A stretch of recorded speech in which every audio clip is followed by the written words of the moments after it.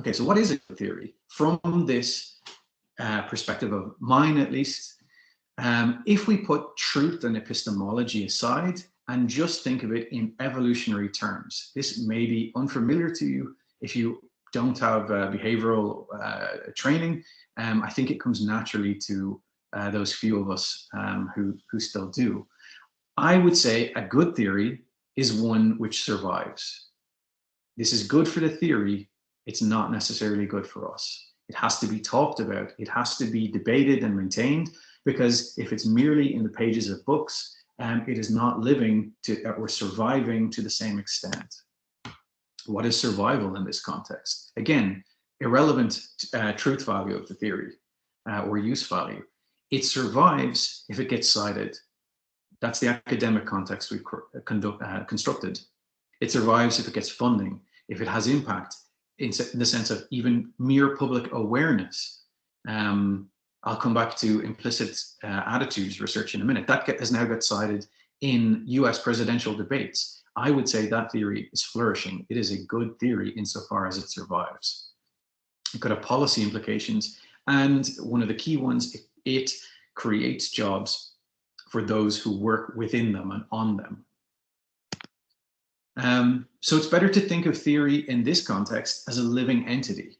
Not better in all contexts, just it is a way we could talk about it in a way that I don't think we have been talking about them enough. They are living entities, metaphorically. They compete for limited resources, and they need to be talked about, because to be discussed is to survive. This is a constant game of keepy up for them. Not to be talked about is to die off. So I'm going to use an example, an abstract example, and then we're going to come down to a concrete one. I would like you to imagine that there are two theories. I'm going to use Futurama characters because I'm a fan. A Farnsworth theory and a Wernstrom theory. And I'll come back to this, but these are labels I'm putting on theories, not individuals. These theories could be distinguished in the following way. A Farnsworth theory is highly precise. It has precise definitions. It makes very precise claims about what it is and isn't stating is the case. It has boundary conditions. It has constraints on generality. It has falsifiability built in, or it has a clear position on the role of theory and falsifiability, for those who might disagree. It uses severe tests of itself. So when assessing the utility or the truth of the theory, we test it as hard as we can rather than weakly or peripherally. Within that testing, we have good measurement. And because of this, or rather, in addition to this, we use a very small number of large studies. We have limited resources. So we choose to dedicate those to extremely large studies that test key claims in a severe way with good measurement and self-replication, all the rest of it, all the good stuff that we're all told is good science. Feel free to add anything else to this list. Agnostic to whether the theory is true, and thinking in terms only of survival of this theory. Work is slow. It produces fewer publications. It takes years to do these multi-site, this careful work on measurement before you start making domain level claims. You produce fewer publications, which you can then use to a less effect to get yourself jobs or promotion. It is lower impact in the sense of journal impact, maybe. It would have less funding, perhaps, and importantly, the aligned researchers are on average likely to get fewer jobs to continue them talking about the theory. In contrast, the Wernstrom theory is extremely vague. It uses colloquial language, concepts like awareness or consciousness, which sometimes have technical meanings and sometimes don't, or people disagree on their technical meanings. It's like chemists talking about water instead of H2O. The first allows for all sorts of ambiguities.